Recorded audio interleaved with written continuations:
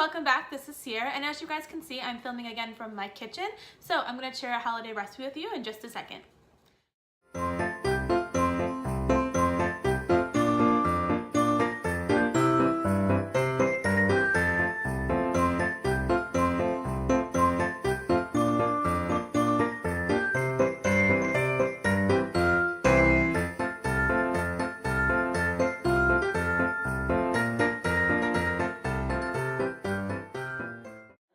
Hey guys, okay, so as I mentioned in the intro, I'm going to show you guys a holiday recipe, kind of, depending on what you consider a holiday recipe. Since you guys clicked on it, you guys already know what my title is. Today I'm going to teach you guys how to make a homemade vegan butter, which is a recipe I've been looking for online for a really long time but couldn't find. The recipe I'm going to share with you guys comes from this cookbook. It's called The Homemade Vegan Pantry. It's written by Miyoko.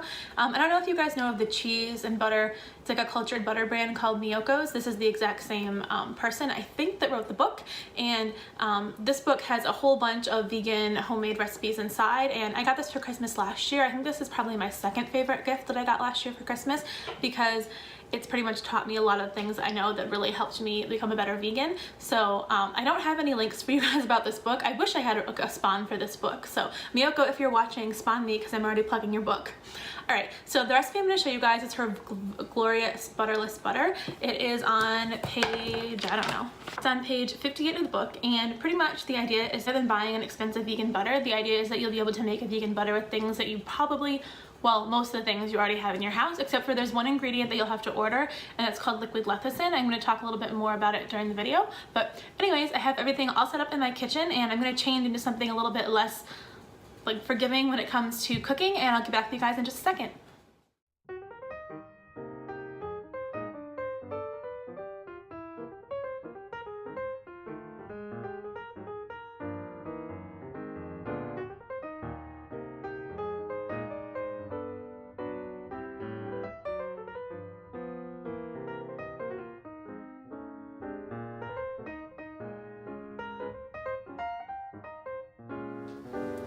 Okay everybody, let's start making the vegan butter. Okay, now I've seen a couple of different variations of this, but I'm going to follow the variation exactly as it says in the cookbook, and then you guys can decide how you want to vary it, and I'll share some variations at the end. Okay, so in the instructions it does say to put things in order based on the volume, but I tried doing that before and it didn't really work for me, so I'm going to put them in the order that I usually put things in. So first thing we're going to start with is some type of dairy alternative. I'm going to use almond breeze here, but you could use homemade soy milk or almond milk or cashew milk, really any non-dairy milk that you have. Okay, we're going to put half a cup, oops, that's definitely enough, of milk. Next we're going to put in about a quarter cup of canola oil. You could use really any organic cooking oil that you want. You could probably even use olive oil. I've never tried that, but it's probably would be fine. So we're going to put a quarter cup in there. There we go. Do I get credit for not spilling it this time? The good news is all the spill went into the blender. Okay, next we're going to put in our salt. And again guys, just like last time, I'm going to take a half teaspoon of salt just out of my regular salt shaker that I use to cook and eat with, and just put it in the blender. All set. Okay, alright. Next we're going to put in the kind of the most important ingredient. Well, not the most important, but the ingredient this recipe doesn't really work without it. It's liquid lecithin. This one I got from Amazon. It's a pure vegetable product, but be very careful with your lecithin because you can get lecithin that has an animal base. So make sure you just read the ingredients. Okay, and take the cap off. Okay, so the lecithin can get really, really messy, and so you have to be really careful when you're pouring it. I have a 1 teaspoon measurer here.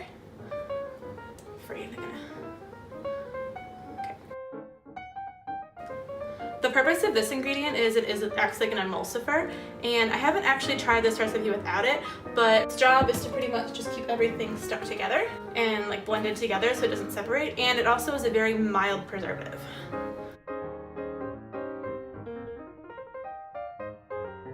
I like to use a little rubber spatula to get it all out because otherwise it just kind of sticks in there. It's almost like, as you can see, the texture is almost syrupy. And you definitely don't want that all over your counter or all over your floor.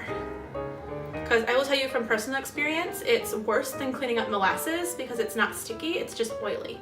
You can't really get it cleaned off. Alright, there you go. And then we're going to add our last ingredient, but according to the instructions, actually my first ingredient, I'm going to add the 1.5 cup of coconut oil that's melted. I always put the coconut oil in last just because it gives it a little bit more time to cool down. and just kind of throw it on the top there.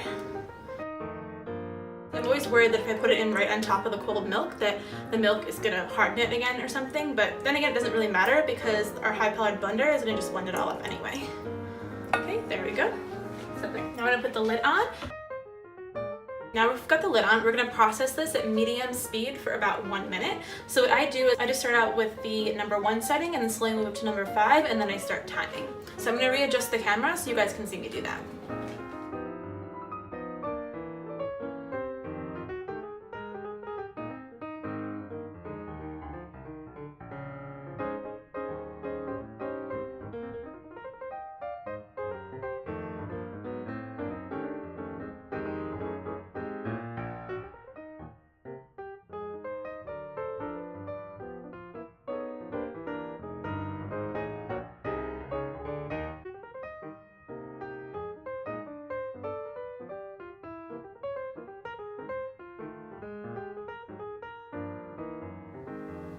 All right, there we go. Now our butter is all blended and now it's just ready to go in its packaging. I'm gonna prepare the mold and get back to you guys in just a second. All right, so you can use pretty much any container that you want to put your butter in. I'm just using a Pyrex container, but you can use any mold that you want. I've seen some people use ice cube trays. You can use pretty much anything. All right, anyways, so I'm just gonna push my parchment paper down. Okay, see it's got a little butter on the inside already, and that's because I used the same thing for the mold last time. And I was throwing some butter in it, but I figure it's okay because it's just the same thing anyway. All right, and so now I'm just gonna take my mixture that I made and pour it right in.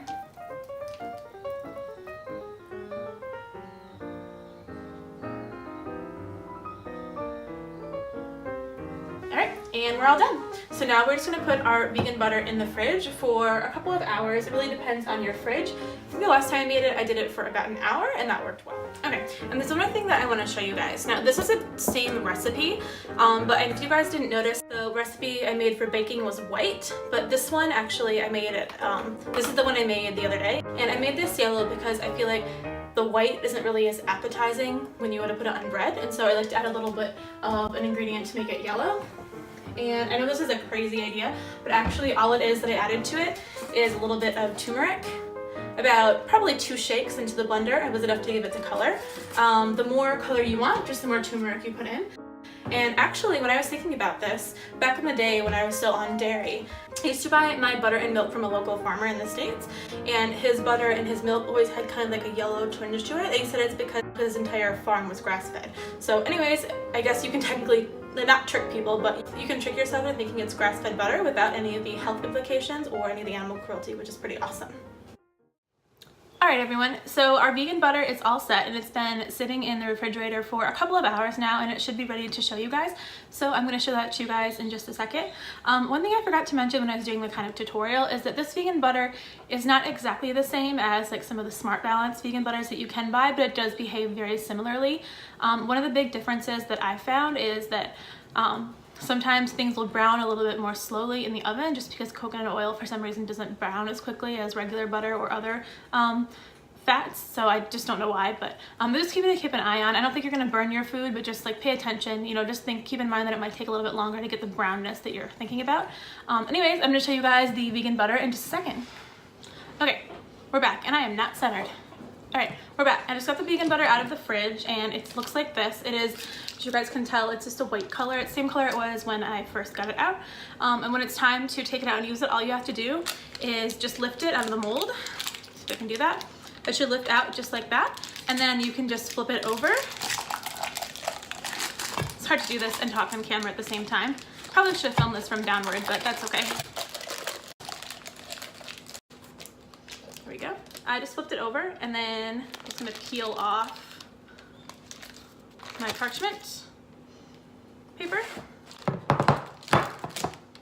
and then just flip it back into my container, and now it's all set and ready to go. As I said before, at the end of the cooking part, you can add a little bit of turmeric to give it kind of more like a butter color, but since this is for baking and I'm gonna be making vegan sugar cookies with this later, I don't want to add too much coloring because the cookies are supposed to be, again, like white when they come out. So that's the vegan butter. I'm gonna put this down because it's kind of melting everywhere. Sorry, I was grabbing a towel. One thing about this vegan butter is that it does have coconut oil in it, and so again, it does have a lower melting point than other vegan butters, but I've been using this vegan butter in my home for a couple of months now, and so far I'm highly satisfied by it. Actually, this is interesting. A couple of months ago at one of the vegan potlucks that I hosted, if you haven't seen any of my vegan potluck videos, I'll toss a couple of them up in the cards for you.